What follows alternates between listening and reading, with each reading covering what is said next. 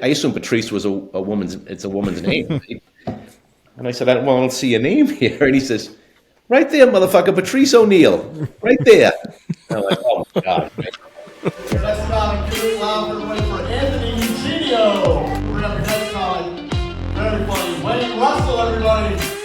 Welcome to the Open Mic Pain with Anthony and Wayne podcast.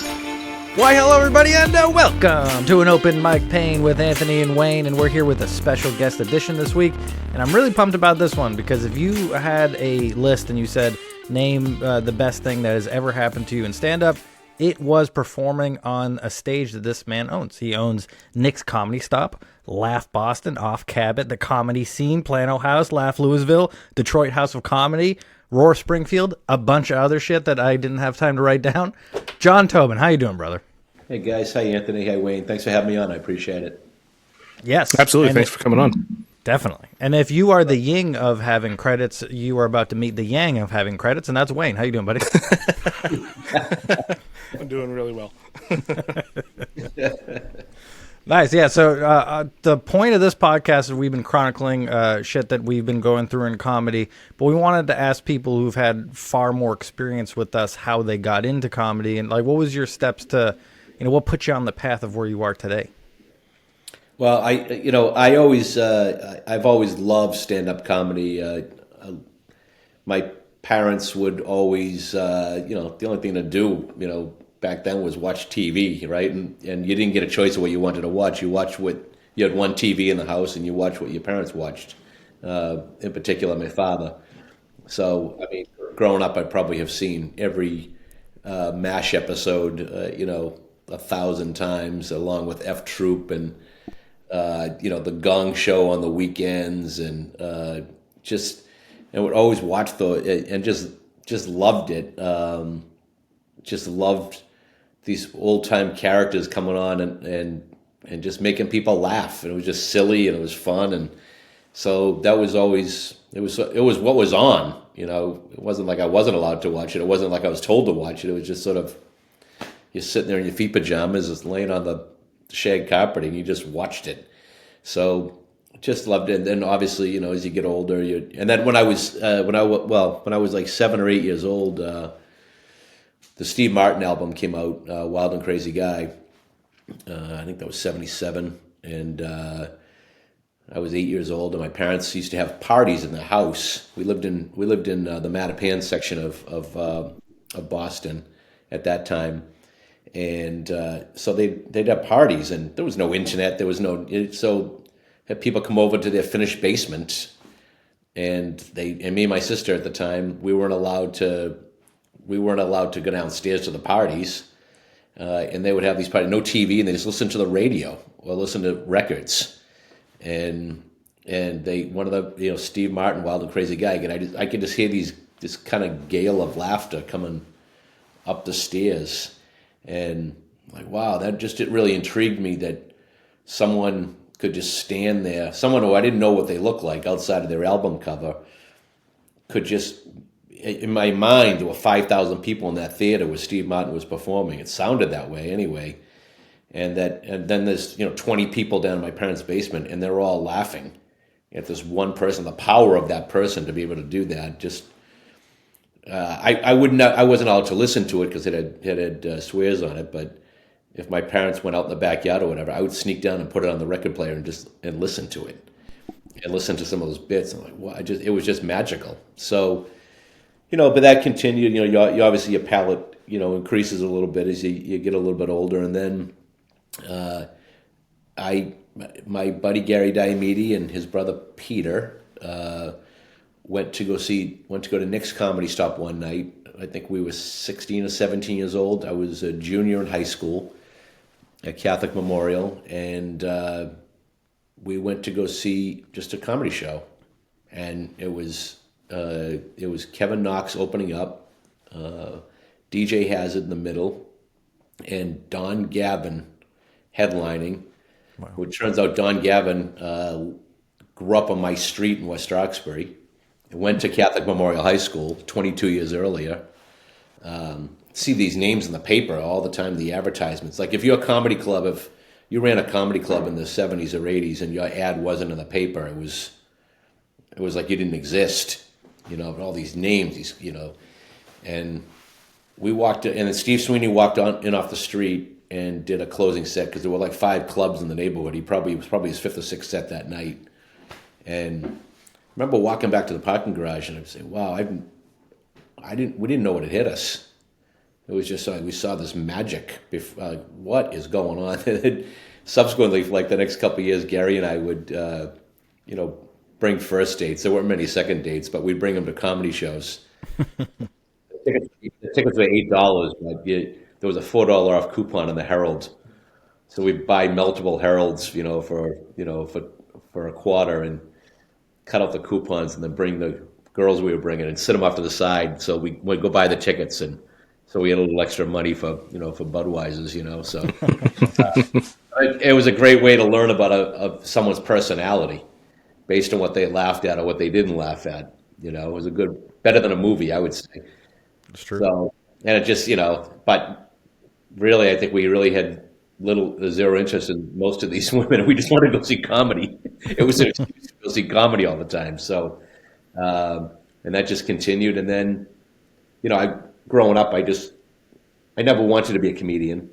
But I always wanted to be on the radio. I listened to AM radio growing up. I was probably the only 6-year-old who dreamt about being on the radio, and then also, being mayor of Boston. That's what I wanted to do. And so, but I was going to college. I was kind of taking the circuitous route through the state school system, and then I went to broadcasting school in the middle of a little hiatus. I went to the Connecticut School of Broadcasting, and wow. Yeah, it was, and they told me I was very good, but with my job, with my accent, I wouldn't get a job outside of Dorchester. So, because when you your first gig in broadcasting, generally back in those days was because you really couldn't have an accent back then. You had to speak from the diaphragm and have kind of this Midwestern kind of neutral. So you didn't aggravate people on either coast, right? You just had this. Yeah. That's why, Carson and Letterman, Nebraska and Indiana, just kind of, that middle of America kind of, an appeal to everybody. And so, your first job's going to be covering like 8th grade girls volleyball in Bangor, Maine. And I'm like, oh, I don't think I want to do that. But I got a job. A guy, Hank Morse, was my friend to this day, radio veteran in Boston. And he and I dated sisters. And I didn't know him, but I knew him from the radio. He used to do the traffic on on Maddie Siegel's show on Kiss 108 back in the day. And Kiss 108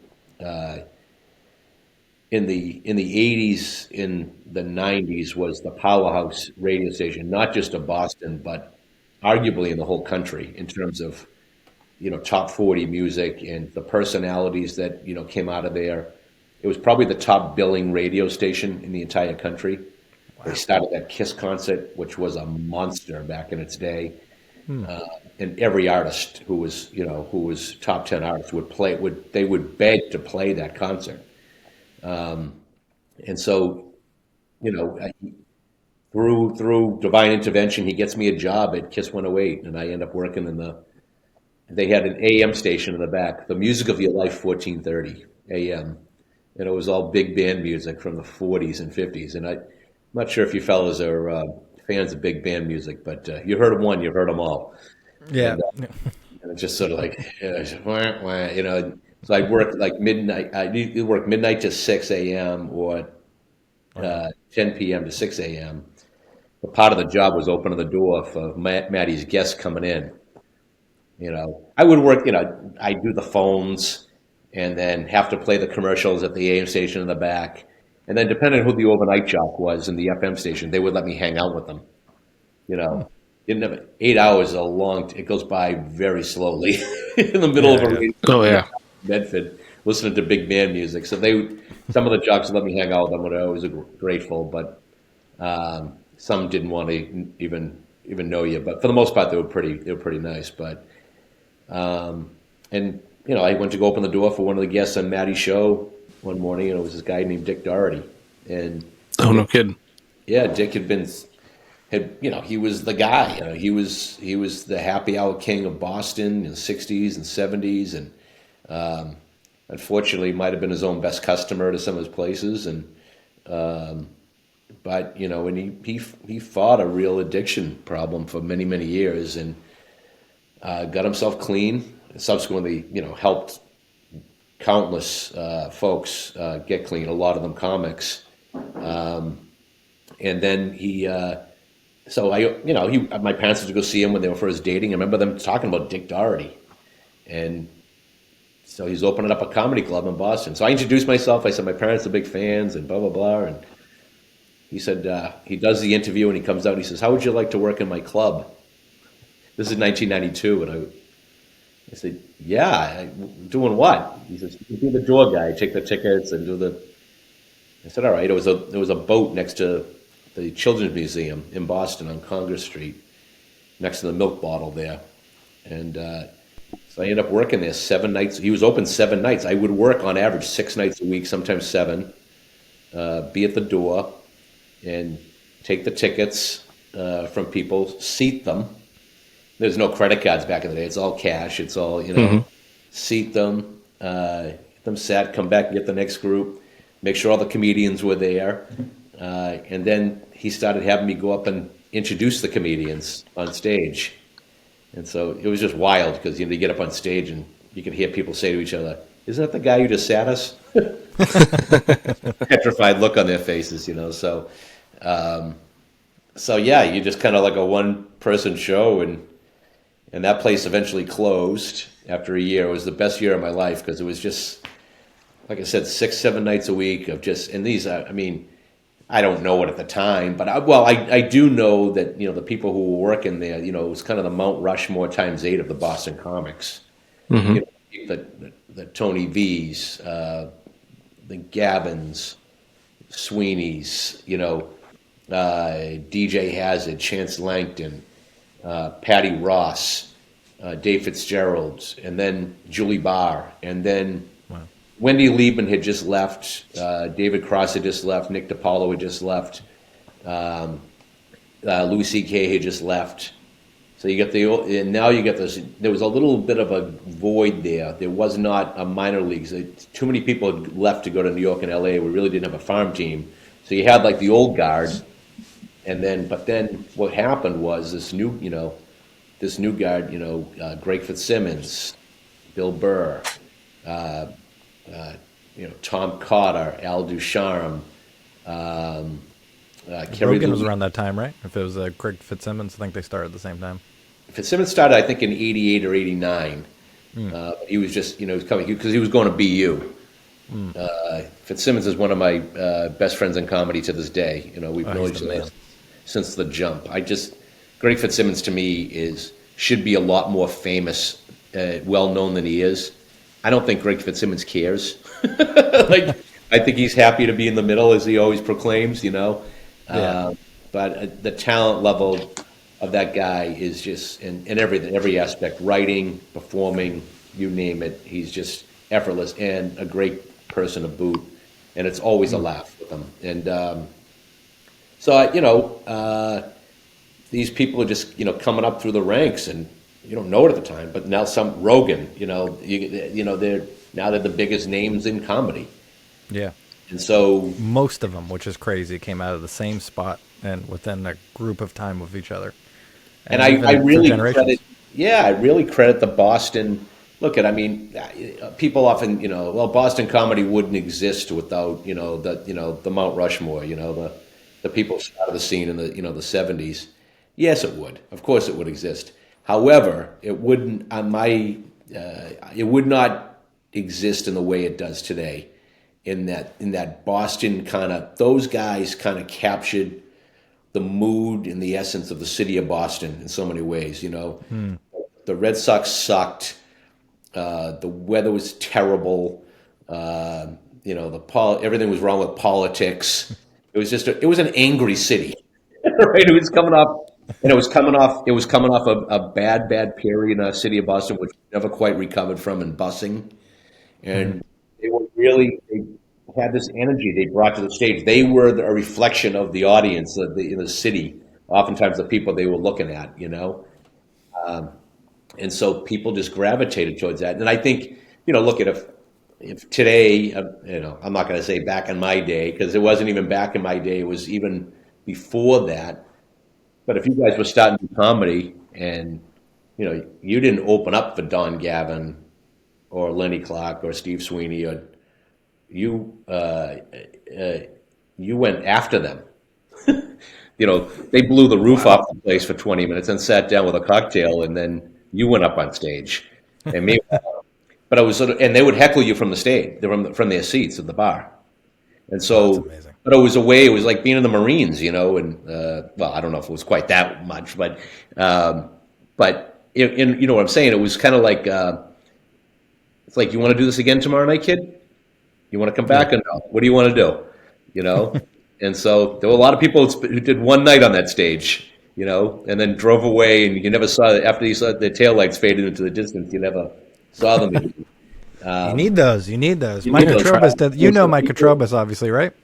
Oh, sure. Yeah. He took me to Hartford last week, Connecticut, to a room where they were ordering food. There's a food room. They were getting drinks. The lights were on, and I was cold open, no host, to go up there. And he's like, do it. Because he knew how, not impossible of a task that is, but he knew how much shit I was about to eat. And it definitely did. And it was such a good learning experience of him saying, like, this is what you need to do to learn how to command something like this to move to the next level. And forever we're doing open mics and all kinds of stuff. Sure, when we eat shit, we're like, yeah, it's an open mic. We're meant to eat shit. But to learn on the road with somebody who's like, they're putting tests in front of you just to, kind of make you push through them, it's invaluable for sure. Yeah, because Mike learned from all those guys, and just sort of, and so, that kind of, and that way of doing comedy and that rat-a-tat-tat, that machine gun style, and just what people just gasping for air and trying to come up, and then that sarcasm, that wit. I mean, I would contend, it's also, they captured the mood of the city, the anger of the city, the what have you, but they captured kind of the city as a whole. The city was full of big families where if you wanted to be noticed and heard, you had to talk the loudest. But if you just didn't talk loud, you had to have something to say. It was like, hey, your turn, John. What do you got? If you had nothing, you would hear about it from the rest of the family. But you had to be quick and rat-a-tat. And then, and you stood out. And so there was a lot of that as well. So they created, while they didn't, a lot of them didn't go to New York or go to LA. Or some did stints out there for sure. I know Lenny did, and Sweeney has. But Boston's always been kind of their home base. But that, look at, these guys starting out were, if you told Tony V or Don Gavin in 1979, 1980 in the green room that you were thinking about comedy as your career, they'd probably punch you in the face. It's like, what are you talking about career? This is what we do. This is just, this is not, we just do this. This is, we kind of fell into this or whatever. But then in the late 80s, early 90s, it's people are like, wait a minute, maybe I can make something out of this, Comedians weren't being treated like lepers anymore. They were actually mainstreaming a lot of them into movies. Sitcoms were being developed, Seinfeld, perfect example, and, others, listen, it's unpopular to say his name, but there's no question, his offstage foibles and tragedies notwithstanding. But Bill Cosby was a huge influence. And so Bill Cosby's probably responsible for 500 people getting involved in stand-up comedy as an influence. His early Johnny Carson and even before that sets on there are still, I think, to this day, some of the best stand-up performances that there ever was. He was just through the roof. No question about it. And that can't be. There's a huge asterisk next to his name for sure. But that can't be. Those early days can't be denied. So those kind of influences, folks, and like, whoa, I can do this. Well, I'd love to have my own TV show. I'd love to have, That just became then that became more of a quicker migration to New York and to LA. And so we just didn't have a farm team in the city. It was like, whoa, we're in trouble here, and it was kind of a rocky period. So it was thankfully was kept alive by the old guard. A lot of them are still working today. And, It's true.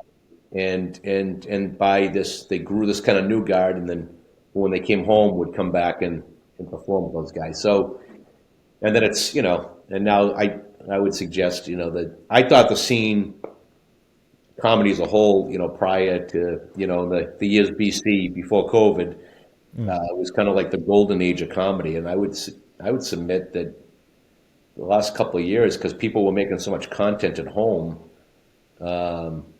that these new talents have been discovered that we might not otherwise have discovered. And they're not home for 2 years, making content, keeping themselves active, writing, find another way. I by no means do I want to compare it to the Renaissance era, but I think it was 15th century, right? But there was a pandemic there that I think lasted for I don't know if it was 10 years, but it lasted for a long time. Yep. And there's no internet, there's no Grub, there's no DoorDash, there's no nothing. You're like sitting there in your cave, and you're sitting there, and people made art, and they made stuff, they created stuff, and I think a lot of that, we had that kind of Renaissance era for comedy. But like you're seeing people on stage now, you're like, you wouldn't even know who they were 3 years ago. It's true. Now they're putting 300 people on a Monday night at a show at Laugh Boston, which is, hey, it's all good with me. Definitely. Yeah, it's crazy to think about the Renaissance that happened after, during the plague and all that shit. Because you think that the last thing you'd want to hear when you have the plague is a guy like whining about his wife that Shakespeare did for like 1 million plays in a row. You're like, damn, I could not listen to that if I had the plague. And I'm like, yeah, whining, stabbing people, yeah, yeah, Shakespeare, all these different, painters and artists and other writers, and yeah, just incredible stuff. So you've seen everybody that came from the Renaissance time. Like, well, I know now it feels like one, and obviously I'm pretty sure the late 80s into early 90s was a big Renaissance for comedy as well. Was there anything that like you can pinpoint? Yeah, you had Patrice O'Neill, you had Joe, you had all these crazy guys coming out. Did you see them and go, that's a different level of comedian, and the spark was there? Because you've seen every legend go. Or were they grinding like everybody else, and there's just like there's a work ethic of moving to New York or whatever that is what you think propelled them? Like, what's the spark? Well, I've learned a lot in this business. I've learned not to be so judgmental, particularly early on in a comic's career, no matter how old they are. It's a perfect example. I dated this girl years ago. I was 18, she was 17. Her sister was 19. She was gorgeous. Her sister was even better looking, and they worked at the Newport Creamery in Newton, and if they worked together, I would pick up my girlfriend after work, and we'd go back to her house and watch TV. She lived like 10 minutes from me here in West Roxbury. And if her sister was working with her, I'd obviously give her a ride home too. Sister had a boyfriend somewhere, and they worked with this guy Joe, and I think he liked the older sister, so when I picked up my girlfriend, and I knew her sister was working with her. I said, "Where's Catherine?" And she says, Joe is giving a ride home." I said, "Joe?" I said, "Well, she has a boyfriend. What's going on?" She said, "Oh no, it's nothing like that. He wants to be a comedian. He makes tapes at home, like eight tracks, and he plays them, and he wants her to listen to them in the car." And they're like, "Oh my God, what a loser," Yeah. And so 2 weeks later, she calls me up on a Monday afternoon. She says, "You want to go to Nick's Comedy Stop tonight?" And I said, "It's Monday night." And she said, "Yeah, it's open mic night at Nick's Comedy Stop, but Joe's going to do comedy, and he's going to meet us. His family and friends are there, and we'll pick you up, and he's going to come home with us afterwards. He's going to meet us there." So I said, "I got to see this." So I go, and I'm 18 years old. And, he's dreadful. I mean, he's just dreadful. And so he's in the back seat with me on the way home. And this is 1988, 89.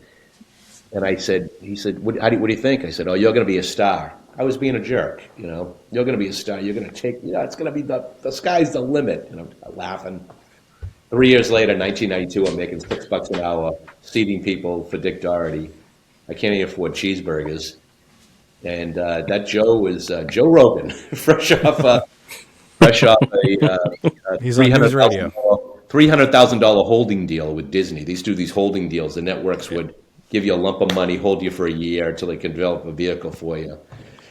And so I have since apologized to Joe every time I see him about that. But and same thing with Burr. I used to stand in the back of the room like, oh, God, I'm funnier than he is. And then since apologized to him. But the two people I was right about, the two people I was right about were Patrice and Dane Cook. Patrice was just naturally funny. Yeah. He was just undeniably naturally funny. We've heard that from everybody who knows, who's known him, was the same thing, just effortless. I have an epic story about Patrice in Worcester, if you get time for it. Yes, please. We have all the time you want.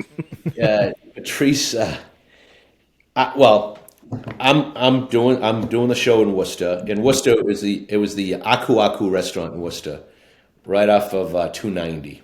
Set down. It became a 99. I think that's even closed now.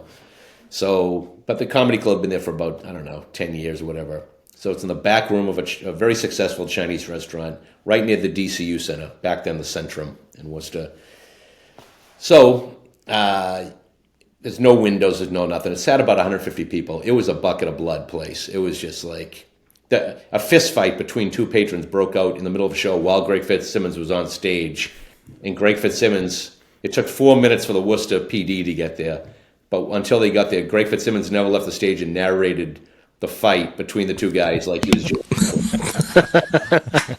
a left and a right and so I get my lineup, I get my table set up, and a little glass of water. I get my little sport coat on, and three names. The opener. I didn't really know who the feature was, and then the headliner, I knew what that was, and so around the corner, unbeknownst to me, Worcester gets belted with snow. I'm not sure, it's just outside in that belt there, and so I haven't seen, but it started snowing like crazy outside. So this gigantic man comes around the corner. He's 6'4" and he got to be 280 pounds, so maybe more. Like he comes around the corner and gets snow on his legs and comes down. I said, so sorry, sir, when we haven't. I know what I said. The wrestlers they do wrestling shows at the DCU Center. So all the wrestlers would eat in the Aku Aku before the shows. They'd have them all like the famous wrestlers. I didn't follow wrestling growing up, but they were all there, right? All these guys. So Patrice comes around the corner. I've never seen him. I've never heard. I said, Patrice. I said, sir. I said, you guys are over in the dining room. Jesus. Saying you guys to a black guy, before his and he said, walks through. He goes, "What do you mean by you guys?" I said, "Well, you guys, He goes, "What do you mean by you guys?" And I said, the wrestlers. I thought you were the wrestling. He says, "I'm not a wrestler. I'm a comic." And I said, "Well, I have the three names here. I don't see your name there. I assume Patrice was a woman's. It's a woman's name." Right? And I said, I don't see your name here." And he says, "Right there, motherfucker, Patrice O'Neill, right there." And I'm like, "Oh my God, I'd never met." I never forgot that either. Yeah, we start hitting it off. We start talking. He's from Roxbury. I live in West Roxbury. He was in the same year of high school as my sister. He played football at West Roxbury High School.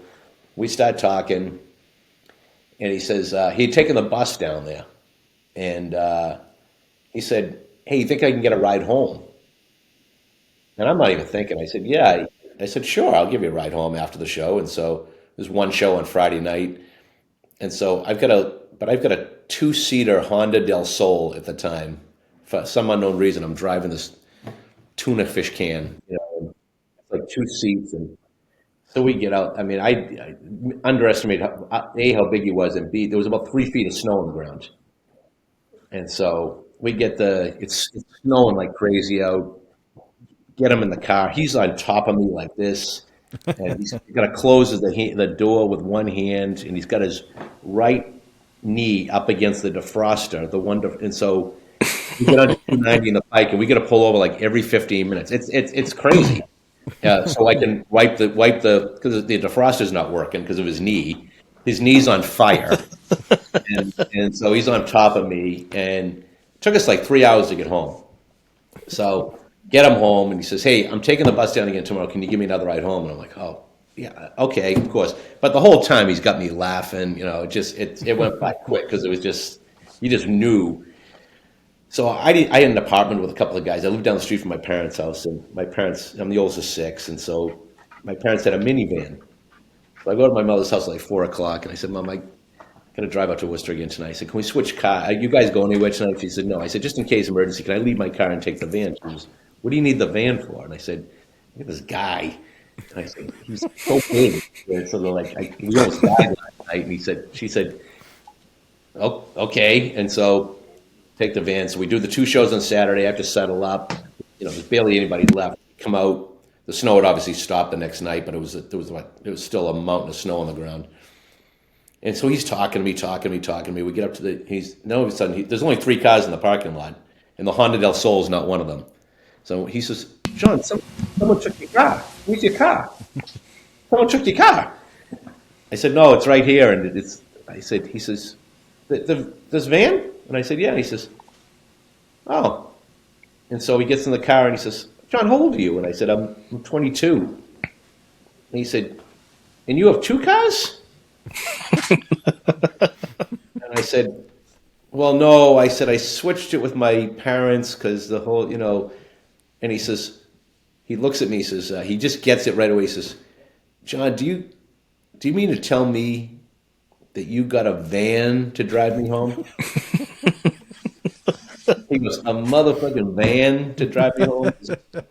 Is that what you're telling me?" I said, "Patrice," I'm sitting next to him. I said, "Patrice, we almost died last night. You're so big, and I was in the car. I just try to make it more comfortable for you, and I didn't want to." He goes, so like he'd be talking the whole way home. Every 10 minutes he'd just look out the rearview mirror, out the windshield, and say, "A van." So we pull up to, before we get, there was a 7-Eleven or store 24 on the way. And he says, now by this point it's 2:00 in the morning. And he says, he had to get some Doritos and Pepsi or whatever. And so I pull up the side, and then there's a security guard, like you can see, we pull up right in front of the store. The security guard, he's standing inside the window, and he's talking to the cashier. And these 3 great looking white girls are walking down the sidewalk, and co-eds, and he says, and you see the door guy sees them, says something to the cashier, and then sweeps open the door like he's at the Four Seasons. 3 women, and Patrice said, "John, you're about to witness a social experiment." I said, "What's that?" And he says, "You're about to see if the doorman is so willing and eager to open the door for the large black man about to come to the door." He said, "Do you think he'll open the door?" I said, "Yeah, of course he will. Yeah, of course he will, So he said, "Okay." So all I can see is his back. And so the door guy peeks out, sees Patrice, and pretends not to see him anymore. Like he's like staring straight ahead. He not looking out to his left. And all I can see Patrice's hands go like this. And then he proceeds to go and lecture the guy for like 10 minutes on, etiquette and race and, and everything else. And so it was there was another time at a show in Norwood, there was 7 people there. 7 people. Memorial Day weekend, the late show. Wow. I begged the guy, the owner of the club, to cancel it. He insisted on having the show. There's 7 people. Patrice was the feature No, Patrice is the headliner by that point. Patrice sent the other two comics home. Sent them home. Wow. He said, we'll just tell them we'll get this done. So he said, John, get the show started. So these people, we already started, it's 20 minutes late.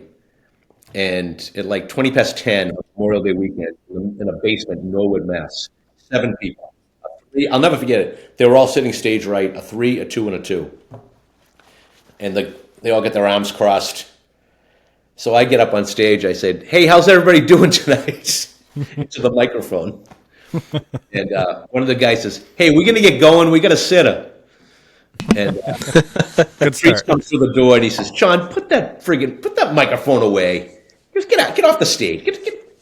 And he stands in front of the 7 people and says, "Do you want a show?" And they went, "Yeah." He says, "All right." He takes a chair, turns it backwards, and proceeds to talk to these 7 people for an hour.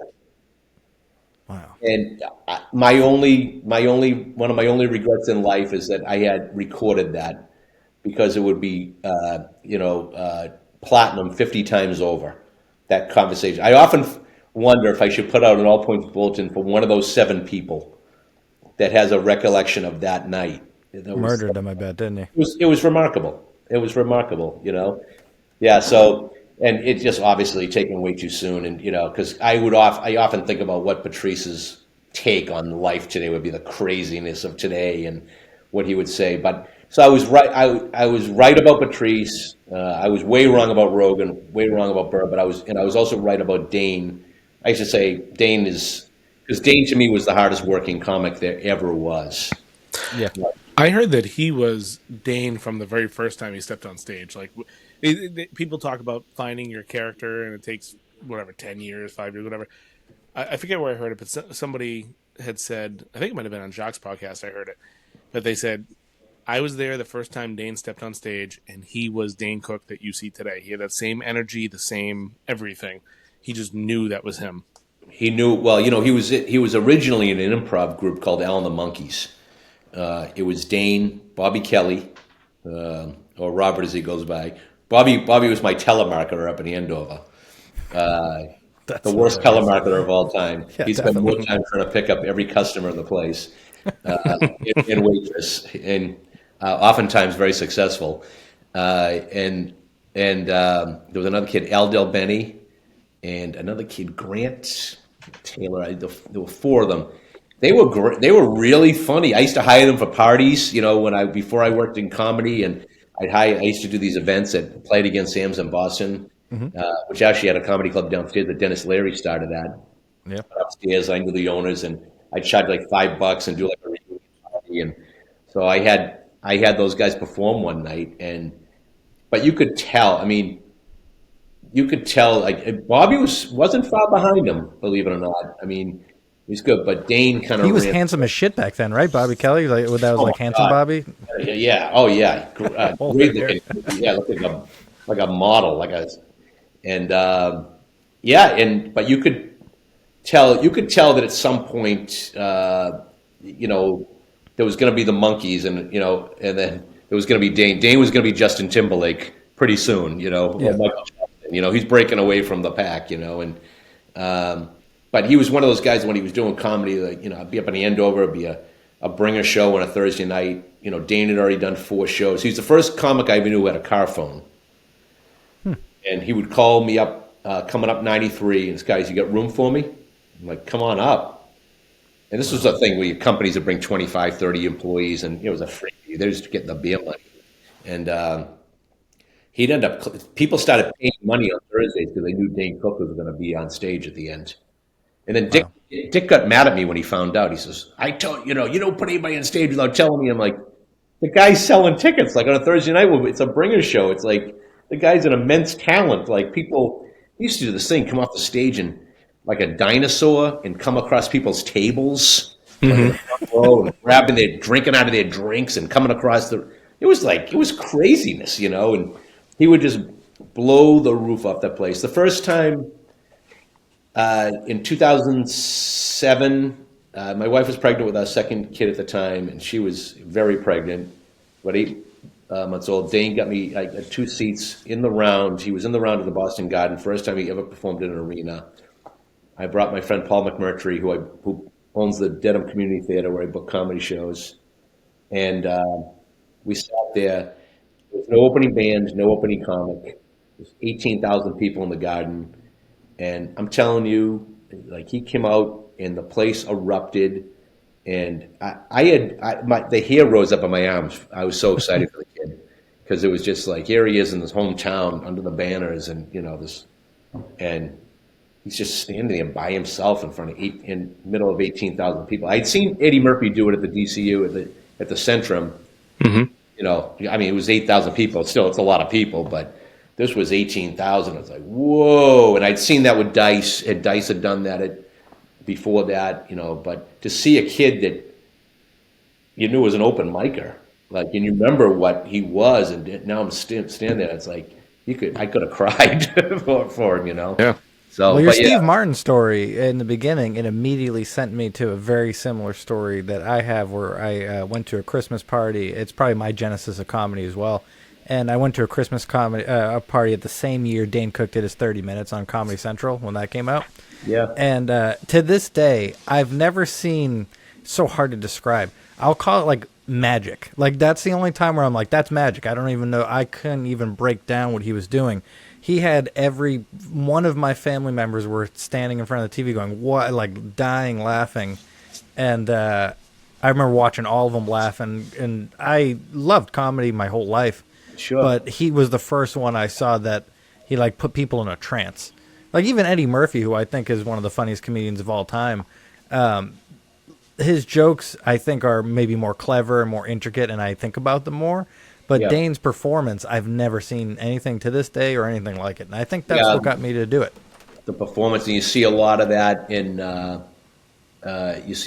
Sebastian. Kind of the mannerisms, and I'm not certainly not accusing Sebastian Maniscalco of stealing from him, but everybody has an influence. Everybody has, and if nothing is original, as you'd say, but it's sort of like people are influenced by certain people, Don Gavin, who's my favorite comedian of all time, and to me, I've just never seen anybody funny. I know his whole act, inside out and backwards. I love him, off stage as well. There are people out there that have, you watch them 5 minutes, like they've watched Gavin.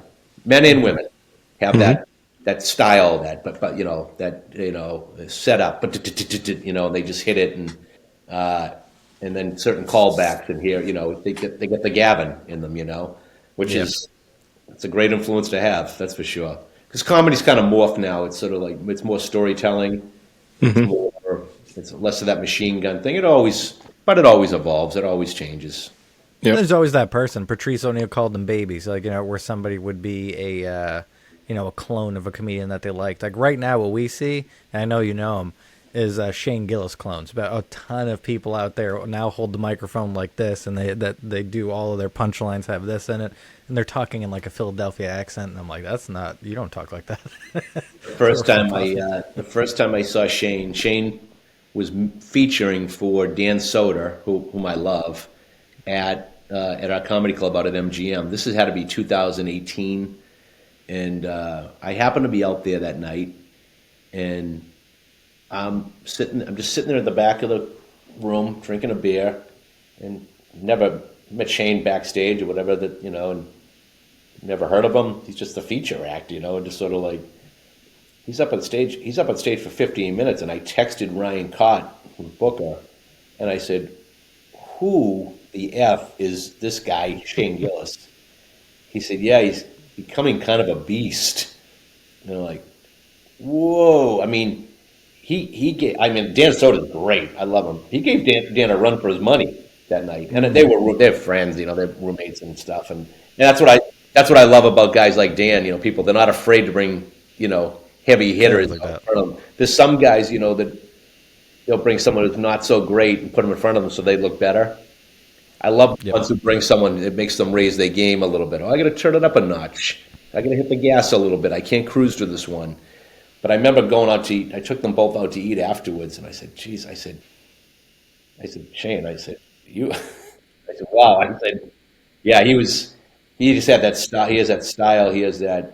And there's not a nicer person in the business as far as I'm concerned. In spite of all the success and stuff like that, it's just, and I think that probably the best thing that ever happened to him was getting canceled from SNL. Yeah, it's true.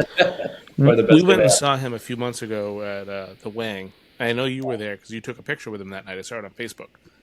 Yeah, he had us backstage in between shows. Yeah, me and my boys and friends of mine.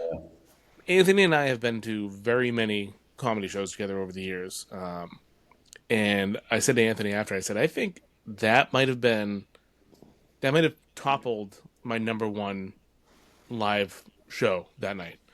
What was your number one prior?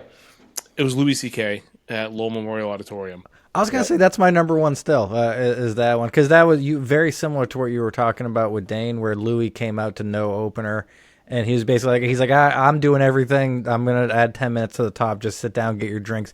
He didn't care people weren't paying attention and all that, and he slowly built up an eruption of a show. And that, as a person, I host so much. Right, like this weekend, I'm working with Sweeney. And I'm going to be very early in the lineup. I'm always early. I'm always either hosting or opening or something. And I find that when I'm in the middle of a showcase, people like me 25% more than when I have to go out to a cold crowd. So I've been really appreciating seeing people who, like Lenny Clark, for instance, put him last, put him first, put him in the middle. He's going to dominate the room, and he's going to crush the same way. And that's an incredible skill that I can't figure out yet. But it comes in time. You know, you just figure it out as you go along, and the experiences you have. And I often tell comics who are Tony. I always use Tony. I steal it from Tony V. People ask me what the secret sauce is, and listen. This is like I'm not a comedian. I was an elected official. Spoke a lot. Comedy really helped me out a lot. And watching people, men and women on stage, and watching them, and then watching how to use humor to diffuse situations. Go to a tough community meeting and use humor as long as you use it correctly. So I've learned a lot in the clubs. But I often say to comics, Tony. I steal Tony's line. Tony says, "Well, you're not going to get better sitting on your couch eating Doritos, watching Murder She Wrote. It's by reps. It's like." You're not going to develop triceps unless you work work out. It's just sort of like I got to get started in the biceps. I think you need the biceps before the triceps, but it's just the reps. But it's also doing things like you guys are doing, the podcast. I'm sure just in the time you've been doing the podcast, just your conversations with each other and other folks, things come to your mind. Oh wow, that could be something. There's something there, or something I said. You go back and watch it and incorporate that in your stage show, things like that. So it's all part of the thing.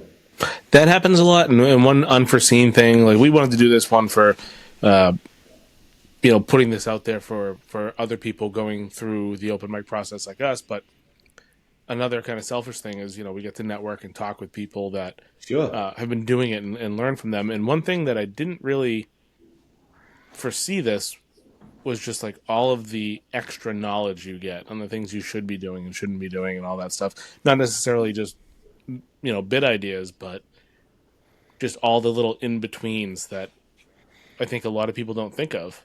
But because we talk to so many people, it gets given to us like on a platter, and it's awesome. Yeah. I say, it's the reps, it's doing podcasts, it's being guests on people's podcasts, as performers. But it's also, I said, even if you're not on a show that night, go hang out in the club. Just watch, just observe, and you never know who someone doesn't show up. And I don't know if I'm sure it's well before Coach Belichick, but the best ability is availability, Hey, I say that to my employees all the time. I have a gardening stores. I have a couple of them, and all of them, when they complain, I'm like, all I care about is that you're here. Be here. That's what Belichick said. The best ability is availability. Yeah, just be there. Belichick wouldn't talk about. They'd ask about somebody who was on the IR. It's like they didn't exist. I'm going to talk about the players who are in uniform today. How about that? And You know, comedians got to know. Like, if you, I went, so I got to, again, I said it, I teased it earlier in the podcast, but Mike K also had me open for him at Nick's. And again, that was the best thing that's ever happened to me. So thank you for doing that show. My family went out. It was amazing. It was like the Joe Rogan thing, but I didn't eat shit. It was like it was a good night. awesome, good. And I noticed there that I was talking to the comedians that were around who've been up there before, and they said Nick's is the best spot to go and watch a show because a lot of the time you can get up. You know, a lot of the time there's a headliner that will put you up and all that stuff.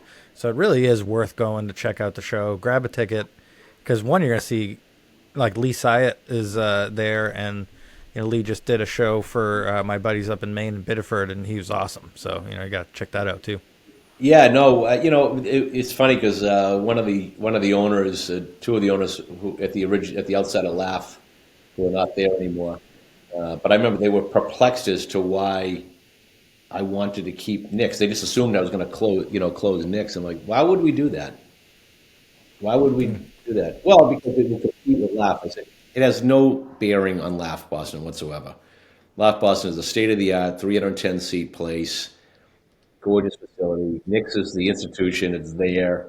It's, you know, it's not the Nick's of years ago. It's an honor to run it. I have been since like 2010. You know, it's not what it was in its heyday, but what it is, it's still, particularly Remington's closed. You know, Dick had Remington's across the street. There was kind of an institution that closed years ago. But, you know, we need places for people to get better, you know, and to be on stage and to find their voice.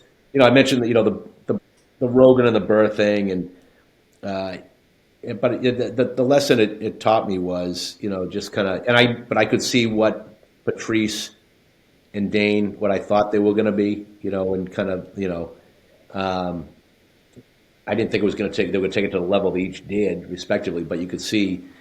But the Chappelles, the Pete Davidsons, the Eddie Murphys, the people who make it when they're 19 years old, those are like comets, shooting stars. You know, that just it takes a long time to find your voice. Even though I'm not a comedian, I won't say, but I think there's a lot of analogies with, you know, with running for office. Like I did so many times, and you know, I remember going door to door one time. The first time I run, I was 24 years old, running against a 14-year incumbent, and I was knocking doors on my old paper route that I delivered papers to for 6 years. So you just figure, I'm just paying a courtesy call. This is money, you know, in the bank. And I remember a guy coming out the front porch. I used to collect money from when I was a 12-year-old. And he put his arm around me. He says, I said, I'd love to have you vote, Mr. McGaffigan. He says, yeah, John, I'm going to be voting for the incumbent. And I was crestfallen. And I said, Mr. McGaffigan, I delivered the paper here. Did I do something wrong? He said, you didn't do anything wrong. He says, but he says, you're going to get your shot. He says, you need to have a little bit more life experience. You know, I want you to have a little bit more. He wanted me to know what it felt to pay a rent or pay a mortgage or pay to pay the bills and, you know, the real bills and what it was, you know, so I had some sort of empathy towards, or, you know, kind of knowledge of what people that I'm seeking to represent are going through, you know. And I hated when he said it at the time, but I totally appreciate it today, you know. And that sometimes it's through your life experiences, but just time on stage and just finding that voice. I did a Zoom call today with a veteran comic, been doing it for 18 years, who is crushing it, but has become frustrated, you know, and you know, where to go? Like, do I make the next step? Do I go? Every show he goes out, he crushes, but he said, I found my voice. I know, he says, I know I'm one of the best comics in the city. I mean, he wasn't being boastful. He's right. But he has this doubt still, you know, and, you know, what's the next move and where do you go? And so you're always having, no matter what level you're at, you're always having those conversations, but it's always, you know, it's important for people to be in the business that can help guide people along and give them a little advice, you know? Yeah, it's a walk. So it's so analogous to many of the things you talked about. Like, for instance, you had to do AM radio at a real difficult station portion comparison to the FM version. Because that's what you do when you start. You follow your calling, and I think if you are like, for me, stand up now, once you start, it's almost like I don't know how to turn it off, which is a real scary feeling also, where you're like, I'm walking in the dark and I can't stop walking, and I won't stop no matter what happens. I feel like every once in a while a headliner gives you a flashlight and just goes like, see, you're walking in the right direction. And it's incredible to feel that, but it's also great to be humbled, and we are humbled. That's why it's called Open Mic Pain. We have an episode called Bomb Series where we talk about all the dicks we eat on stage, which we do all the time. And, but again, I think that you're doing the right thing when that happens, and the next night you're like, I still want to go do that again. Yeah, I want to get better. I'm going to do it again, because it's sort of like I would say, like in football, if you have a bad game on a Sunday, it's like you got to wait until next Sunday. It's like you can't get it out of your head. And like baseball is different in that there's a game the next night. Yeah. You guys are baseball players, Yeah. That's true. You bomb on stage somewhere in the Chuckle Hut somewhere in Haverhill, and then you think about it the whole way home. I know you do.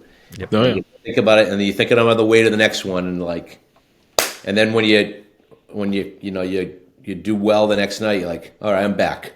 Now I know why I like this. It's a wonderful drug. Again, not being a comedian, but I've emceed a ton of like events and stuff, and there is something pretty intoxicating about telling a joke and having 300 people laugh at it. It makes you feel pretty good, that's for sure. Have you never ever done a set, or did you at one point say, yeah, I'm going to give it a shot? I'm going to do like a minute, and I'm going to do a minute, 2 minutes, or whatever? No, but I've done all these I spoken 1,000 times, but I get not even hired. I just MC all these events, and some I've done, for years, like the Boston Ambulance Workers. I MC their event their awards night. Done it for like 6-7 years in a row. The Fenway Development. There's a St. Patrick's Day luncheon I host every year, and oftentimes, there's politicians there, and politicians these days are petrified about telling jokes. They're petrified. Yeah, no kidding. They don't know how to tell them. But they say the wrong thing. They're held to some sort of standard, by the public, and I can't believe the pearl clutches, So then it often gets left on you to kind of carry the show. And so, no, I never thought about doing a set. One of the times, because we always get a professional comedian to close out the 20 minutes on St. Patrick's Day, and a couple of years ago the organizers called me. They said, well, we figured instead of getting a professional comedian, we could have you do 20 minutes of your stuff. I said, my stuff? I said, I don't have any stuff, right? Like, I said, I'm up there telling street jokes and adapting them to people in the audience, and like I don't have any material. I don't sit there and and it's so wild, like that people, I remember back in the early in the day, like people that kind of disrespect people had for comedians, sort of like be at a barbecue somewhere, you date some girl, and you're going to leave at 4:00 on a Saturday, just as it's getting going, and where are you going? I got to go to work. Where do you work? I manage a comedy club. Oh, he's not here today, but you should have Uncle Herb up at. He's funny. Was he a comedian? Oh no, but he was here July 4th, and he had us rolling. Yeah, have Uncle Herb show up to Nick's Comedy Stuff. People have been making scorpion bowls for the past 3 hours. See how funny he'll be in the fetal position in about 10 seconds. So it's just you introduce a comedian party. So and so's a comedian, and then the comic will walk away, and the person says, "So what do they really do for work? What do they like?" I know it's a hobby. Like it's a hobby. Like this is how they pay their rent. They raise their family. This is what they do. But I feel like that it's become much more of for the general public. I've always respected it and appreciated it because they say comics are the truth tellers. Yeah, and they just tell the truth. And and it's from. I've had people say, "Well, I don't think that's right." I'm like, well, that's really not up to you to think that's right. Well, why not? I said, that's how they see the world, through their eyes. That's how that you see it one way, you see it your way. That's how they see it, and they talk about it on stage. I said, Yeah. feel free to jump on stage and talk about how you see the world. It's fine. So but I think as the more comics have become like kind of mainstreamed, if you will, there's much more. And comedy, as I said at the outset, I don't think it's ever been hotter. It's just been, these specials and Netflix. I will say there's a rush to the specials. I think it's really hard to develop an hour of material. Yeah. That can take a couple of years. I avoid a lot of the Netflix specials for that reason. I've started watching so many. I've never heard of this person. It's like, oh, there's 20 minutes in. You're like, this is just, I can't. Check out Fitzsimmons. We talked about him earlier, but check out Fitzsimmons' new special is dropped on YouTube. It is. Oh, did I? I didn't know that. Yeah, I'll check that out. 52 minutes of just pure delight. Yeah, I saw he's getting a ton of views on it. Actually, I noticed that. We get on every single podcast. They've all had, but he's so appreciated and so respected and so well liked in the comedy community. His friends are near and far. I mean, he knows every single person in show business, and most everybody likes him. Yep. So, you manage all of these rooms. Are you booking as well, or do you have people that book? Ryan Cott is kind of our head booker. Patrick Arnold books. We have in some of our clubs, other like satellite clubs, particularly out of state, we have local bookers for the support talent. Ryan handles mostly the national talent. I did that for a long time, and it just became with the amount of club slash. I work at Northeastern University during the day, so it was. Look at we got all these clubs, we got all this stuff. I'm gonna say this. You're probably gonna think I'm not saying this to be a jerk. I miss the good old days of being just the door guy at Light Ships or at Andover. Doing your shift, hanging out with the servers and hanging out with the comics, having a couple of drinks, hitting golf balls into Boston Harbor at 3:00 in the morning, and then coming back the next day and doing it all over again. It was such a magical. Now you deal with tax accountants and liability and human resources and ticketing service companies, and it's just become so commercialized. But that being said, I'm not complaining. It's just there's so many aspects to the business that people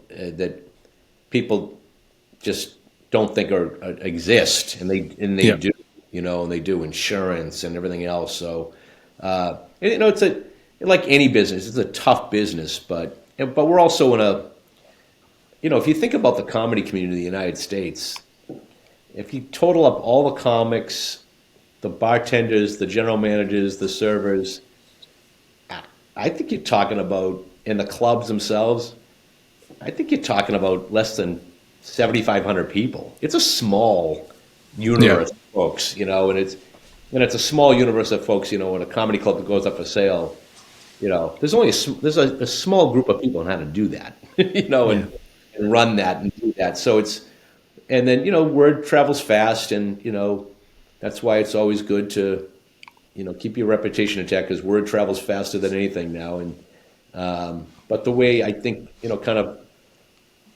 our kind of hallmark and what we try and do. I mean, you can't do these shows, as Don Gavin would say. If it wasn't for the crowd at the show, we'd be doing comedy door to door.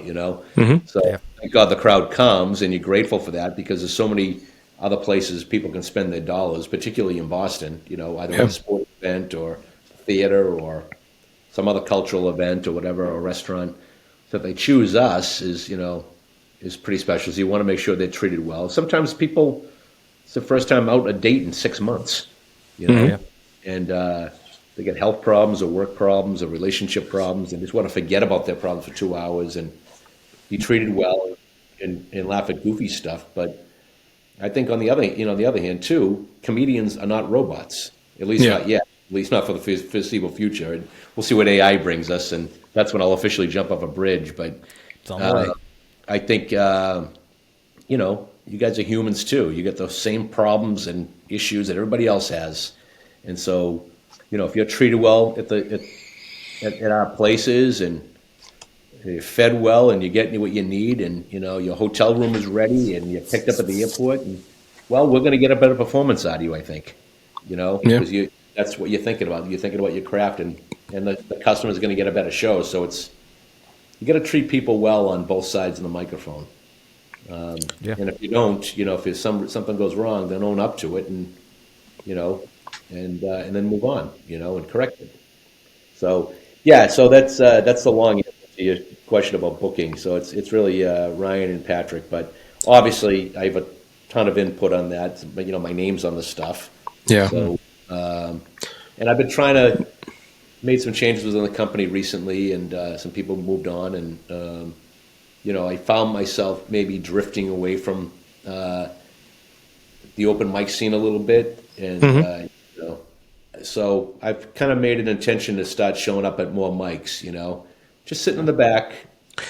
That was actually going to be one of my questions to you. Is do you go and there's the reason for that question? Do you go and scout talent? Do you go like, oh, this might be a good person to maybe get a few minutes up ahead and culture that talent? Yeah, it just happened. It just happened a couple weeks ago. I was up at the Cut in Gloucester. We've done some shows up there. It's a great room. But there were 3 people up there in particular I'd never really heard of. I was told about one in advance. Then I saw 2 others on there. I'm like, pretty good. And then I went to 2 other open mics that week, and all 3 were also with those ones as well. Mm-hmm.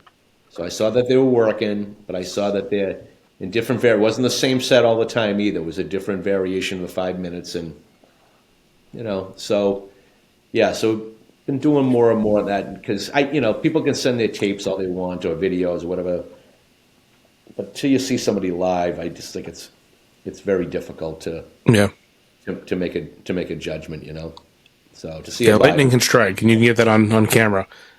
When you see that a few times, and it's that lightning striking over and over again, then you know. Yeah, for sure. In front of different crowds too, different audiences, and that's the other thing too. I always tell young comics, don't just because you hit it out of the park in one place, don't get stuck in that cocoon. Mm-hmm.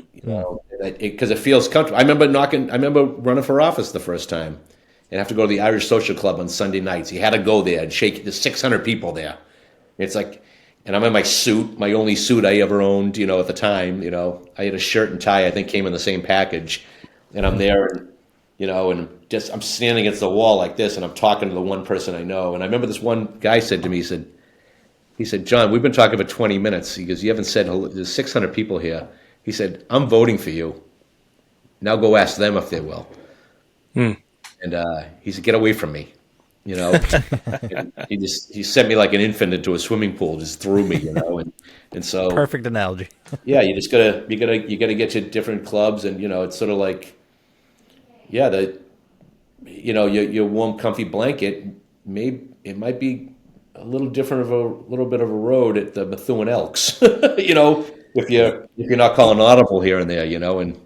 So I've said it on the podcast before, but you have a comedy muscle, right? Like if you're lifting weights, if you're doing like 20-pound dumbbells, you're never going to get stronger if you don't bump up to the 25s, right? You're never going to go above that if you don't go to the 30s. So stretching your wings, going to different areas. We talked about it all the time. Going closer to Boston is much tougher sometimes, tougher audience than up where we are, north of Boston, and.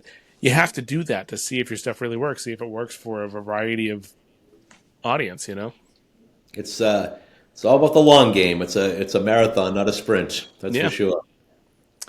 Yeah. That might be a good place to wrap it up. Wayne, you got anything else you want to get through before we wrap her up? Yep. So I always have that one question that pisses Anthony off. Yeah, he does. Where do I see myself in 5 years? It's something like that. You're gonna be like, this was a terrible question and a lead up that brought way too much pressure on it. Go ahead, Wayne. So I'm gonna alter it a little bit for you since you're not a working comedian. But is there we'll call it a past comic that you wish you could have had perform in one of your venues that for whatever reason, maybe they passed away before you started doing this, whatever, that you're like, man, I wish they would have just one time on my stage? Yeah, I mean, Kinnison, That's a great answer. Sam Kinnison. I mean, I just fell down. You go down the YouTube rabbit hole every once in a while, and I mean, it was just a couple weeks ago. If you get a chance, watch Sam Kinnison's first ever performance on David Letterman. It is. I mean, talk about breaking the fourth wall. I mean, That's when he walks out from the crowd, right? He walks from the back the out. crowd and screaming at the guy, and Yeah. the guys in the audience, and So good. clearly we're not plants. They're there, and it's just sort of like that was. And I'm a Letterman disciple. I mean, Letterman. I've been watching Letterman since 12:35 on NBC. The late night with David Letterman. I mean, David Letterman is purely responsible for my poor grades in 8th grade in high school. And just I had to watch it every night, and then we'd be at a beer party when I was 17 years old, and we're at someone's house, and I find like the parents' bedroom and because I couldn't miss Viewer Mail at 12:30. Pet trick, so and so it was just must see TV and just that sensibility. So Letterman's another one. What a fantastic comic he was, stand up. So Put them on the same bill. What a hell of a show that would have been. Kinnison, Letterman. I wonder if they were ever on the same bill at the Comedy Store years ago. They have to be. Yeah, it was a similar time. I get it. Letterman probably knew him a little. Well, Letterman's show had been on for a little while. I don't know what year Kinnison came on the scene, but yeah, that would have been something. So yeah, it was Mark Maron time, because Mark Maron was opening for him when he started, was affiliated with him when he got to the Comedy Store. So it'd have to be that era when Mark first started. Yeah, but some of the comedians we get to, this summer we got to work with Nikki Glazer right off the Brady roast on the Cape, and Seth Meyers, who you don't think of as a comedian, but solid stand-up. And same thing, did an hour and 15 minutes. Showed up at the venue by himself, by the way. No manager, no agent, no hanger-on, no nothing.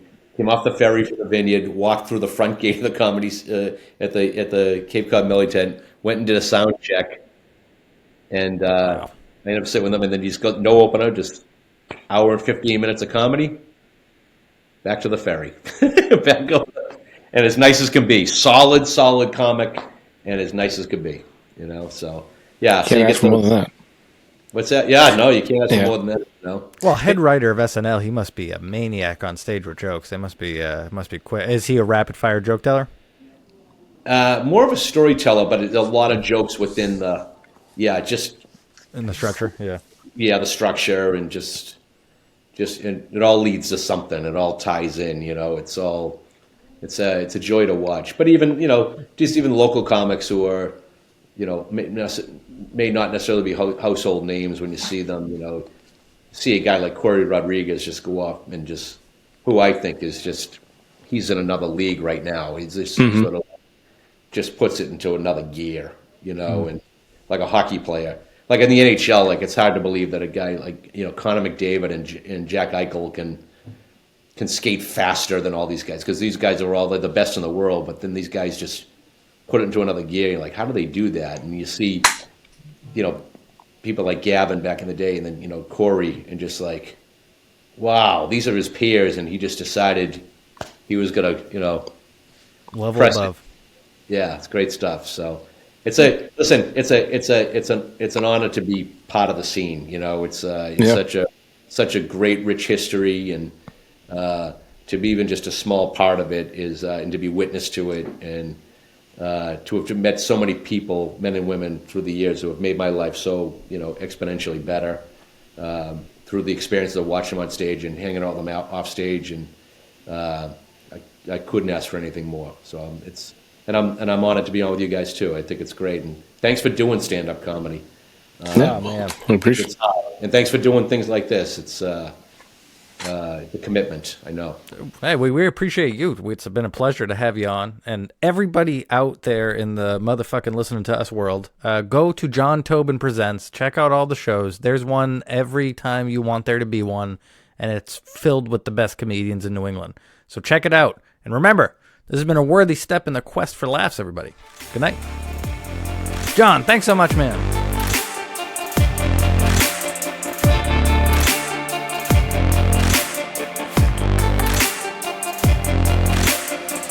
John, do you mean to tell me that you got a van to drive me home? He goes, a motherfucking van to drive me home?